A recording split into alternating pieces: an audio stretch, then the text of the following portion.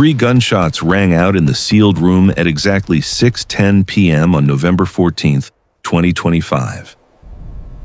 At Broad River Correctional Institution, South Carolina, Steven Corey Bryant, a serial killer who had spent 17 years on death row, closed his eyes for the last time after 3 .308 bullets pierced his heart.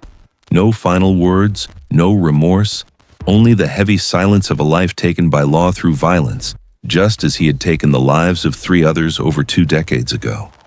But before understanding why Steven Bryant had to die that way, we need to go back in time to October 2004, when one of the most brutal crime sprees in Sumter County history began, and when a 23-year-old turned into a community's nightmare. Sumter County, South Carolina, isn't a place you hear about much on national crime news. It's a quiet rural area with sprawling cotton fields, winding red dirt roads, and people who live closer to nature than to urban hustle. The violent crime rate here is much lower than the national average. People are used to leaving doors unlocked, greeting strangers on the road, and trusting in the natural goodness of humanity. That's why what happened in 8 days from October 8th to 13th, 2004, shattered every sense of safety this community once had. On the night of October 8th, Clinton Brown, 56 years old, was sitting fishing by the riverbank as usual. It was a simple pleasure he loved after hard days of work.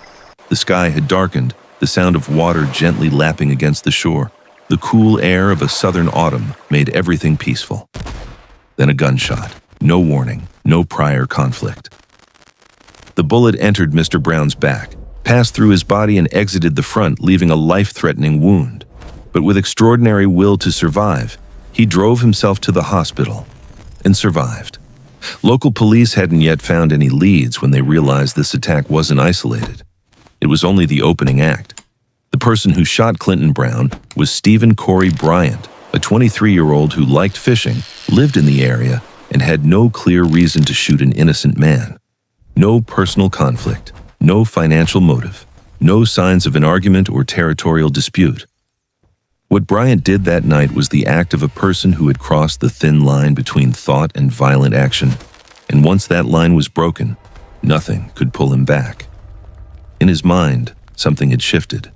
Perhaps it was a craving for absolute power. Perhaps it was the desire to see others suffer, or simply the emptiness of a soul that no longer felt the boundary between right and wrong.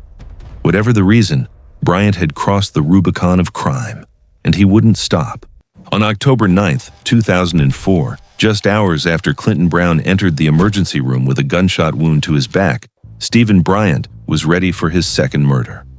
This time, the victim wasn't a stranger. It was Clifton Gay, 36 years old, Bryant's close friend and co-worker.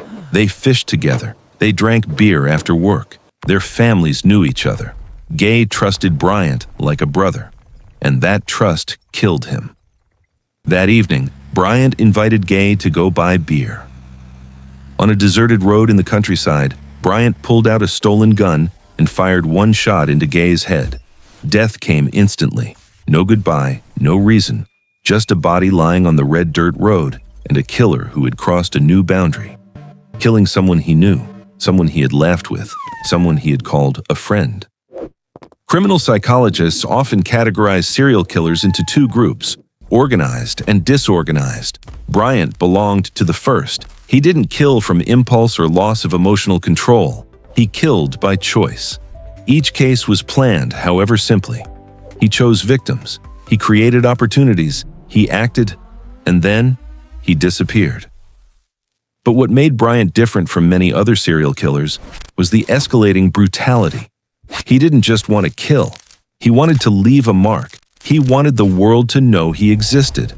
And that became clearest in the third case. 2 days after Clifton Gay's death, on the evening of October 11th, Bryant knocked on the door of Willard Teachin, 62 years old, a man living alone in a remote part of the county. They didn't know each other. Teachin had never met Bryant before. But when a young man stood outside saying his car had broken down and asking for help, Teachin opened the door. It was the natural instinct of rural Southerners, help strangers in need, and it was the last mistake of his life.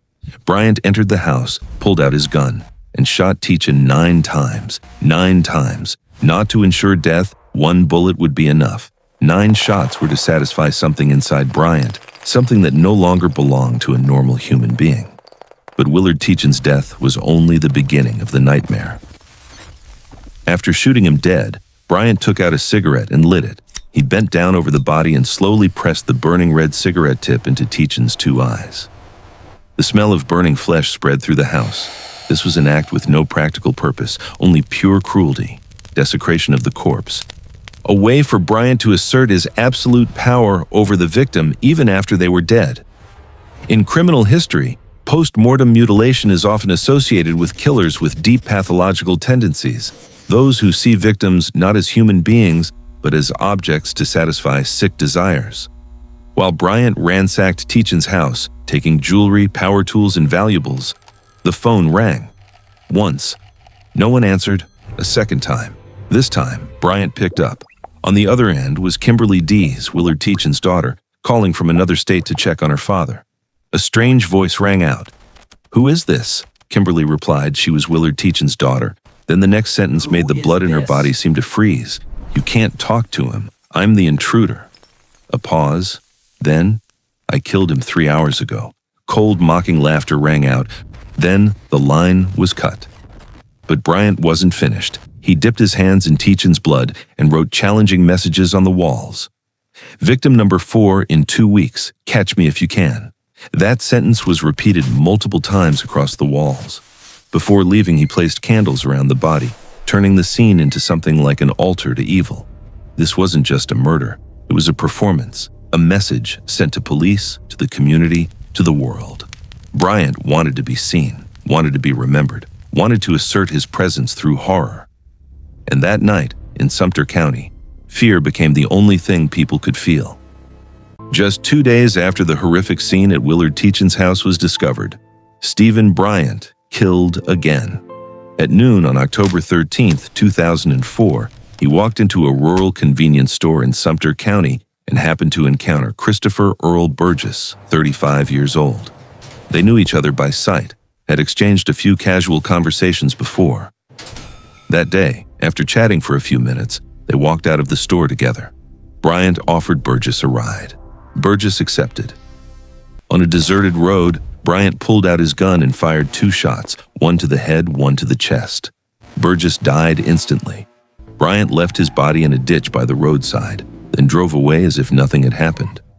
But less than 2 hours later, a passing hunter discovered the body and called police. That same day, local police surrounded Bryant's girlfriend's house and arrested him. The investigation quickly connected all the pieces. In the house, police found the stolen gun, items taken from victims' homes, clothing matching witness descriptions, and irrefutable forensic evidence. On October 14, 2004, Steven Corey Bryant was officially charged with 3 counts of first-degree murder, 2 counts of armed burglary, 2 counts of illegal possession of firearms, 1 count of armed robbery, and 1 count of arson.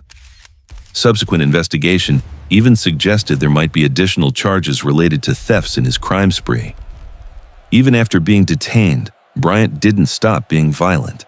In October 2005, while awaiting trial at Sumter Lee Regional Detention Center, he brutally attacked a detention officer. He repeatedly punched the official in the face, even when the person was lying on the ground and no longer able to defend themselves. This was clear evidence that Bryant had no ability to control himself, or more accurately, no intention of controlling himself. The sentencing trial began on September 2, 2008 before a South Carolina judge. Bryant's defense attorneys argued their client shouldn't receive the death penalty because of a personal history full of psychological trauma. Like many death penalty cases, the lawyers focused on describing a past filled with trauma and long-term abuse, which they said South Carolina institutions had failed to intervene in time. But the jury wasn't convinced. On September 11, 2008, after reviewing all testimony and evidence from both sides, they found Steven Corey Bryant guilty of capital murder and sentenced him to death. He received the death penalty for killing Willard Teachin because this crime occurred during a burglary, along with 2 life sentences for the deaths of Clifton Gay and Christopher Burgess, plus nearly 100 years in prison for other charges. For the next 16 years and 9 months, Bryant exhausted every possible legal avenue in the American justice system. His lawyers, some court-appointed, some working pro bono, most opponents of the death penalty, filed numerous appeals based on various legal arguments, trying to overturn or delay the sentence. They argued about the right to a fair trial, about deficiencies in the investigation, about mental health issues, about the effectiveness of the original defense counsel. But every level of the justice system, from state appellate courts to federal courts, rejected the appeals. On October 14, 2025, the United States Supreme Court denied Bryant's final appeal, clearing the way for execution. Under South Carolina law, after the Supreme Court denies an appeal, the state attorney general has the right to file a motion requesting an execution date be set. A few days later, Attorney General Kristen Clarke did exactly that. The execution order was delivered to Bryant on October 17, 2025. According to regulations, the execution date must be the Friday of the 4th week after receiving the order, meaning November 14, 2025. On October 31, 2025, exactly 14 days before execution, Bryant was officially notified of his right to choose the method of execution. He considered and chose firing squad. With that decision, Bryant became the 3rd inmate in South Carolina to choose this method since the state resumed executions in September 2024. The history of capital punishment in America is long and controversial. Throughout the 20th century, states experimented with many methods: hanging, electric chair, gas chamber, lethal injection, and firing squad. Each method carries its own ethical and legal debates. Lethal injection was once the preferred method because it was considered more humane, but the scarcity of necessary drugs, due to European pharmaceutical companies refusing to supply them for execution purposes, forced some states to turn to older methods. South Carolina is one of them. Firing squad, though rarely seen, remains a legal option. According to statistics, only 3 people have been executed by firing squad in America since 1976, when the Supreme Court restored capital punishment after a temporary suspension. Steven Corey Bryant spent his final days in a solitary cell at Broad River Correctional Institution. No relatives visited, no calls from family. Only the cold light from fluorescent bulbs, the footsteps of patrolling guards, and occasionally the voice of a spiritual advisor, the only person allowed to see him in his final hours. Perhaps during those long nights, Bryant thought about what he had done, or perhaps not. We'll never know what runs through the mind of a serial killer when they know death is approaching. Is there regret? Is there fear? Or just the absolute emptiness of a soul that has lost everything that makes one human? On the morning of November 14, 2025, Bryant woke at 4 a.m. Not voluntarily, it was mandatory procedure. He was taken to a shower room where he washed his body for the last time under bluish-white lights. Then, the spiritual advisor arrived. They sat in silence, or perhaps they prayed. That detail wasn't disclosed. According to standard procedure for firing squad executions, Bryant was given sedatives to reduce anxiety before the process. This wasn't mercy. It was to ensure the inmate didn't cause disruption in the final moments, so everything would proceed smoothly according to the script the state had written. At 5:45 p.m., Bryant was brought out of his cell. He walked down a long corridor, through heavy steel doors that opened and closed behind him until he reached the execution chamber.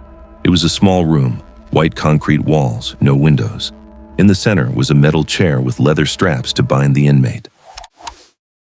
Opposite was a bulletproof glass wall where witnesses would stand.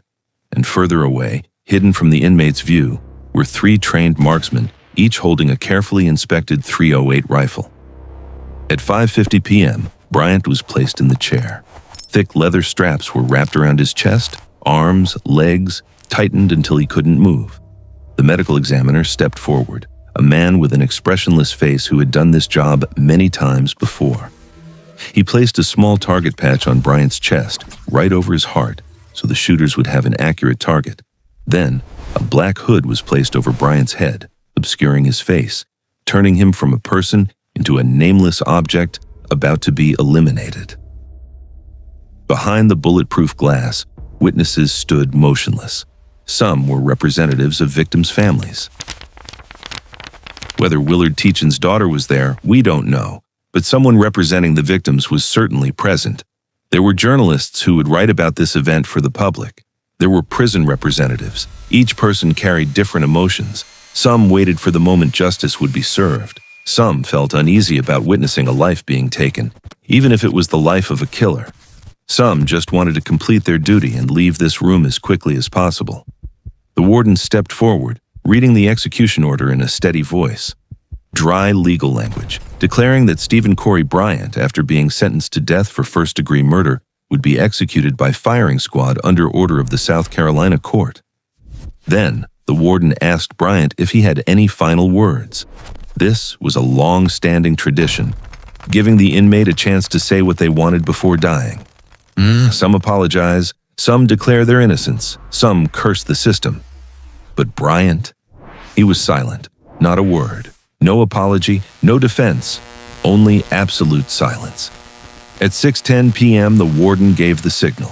3 gunshots rang out simultaneously, without warning, without countdown. 3 .308 bullets, rounds designed for military snipers with powerful penetrating force, tore through the air and into Bryant's chest. His body jerked violently in the restraints. Reflexive sounds escaped from his lungs as air was forced out. But neurologically, death probably came immediately. When the heart is pierced, the brain loses its blood supply within seconds. Consciousness vanishes. The body still has reflexes, but the person, if there ever was a person in that body, was gone. At 6:20 p.m., the medical examiner declared Steven Corey Bryant dead. Witnesses left the room in silence. No one applauded. No one celebrated. Justice had been served, or at least what the state calls justice. But did 3 bullets bring peace to the victims' families? Could Kimberly Dees, who once heard Bryant's cold voice over the phone, sleep more peacefully knowing he was dead? Did Bryant's death make Clinton Brown forget the bullet through his back, or bring Christopher Burgess back to life, or reunite Clifton Gay with his family? The answer is no. Death cannot reverse death. Violence cannot heal wounds caused by violence. But that's a question each person must answer for themselves. Was executing Steven Corey Bryant righteous justice or just legalized revenge? When the state kills a killer, is it protecting society or becoming what it claims to oppose? These are questions with no simple answers, and perhaps never will be. But on the night of November 14th, 2025 in South Carolina, 1 life was taken to repay 3 others, and the world continued to turn.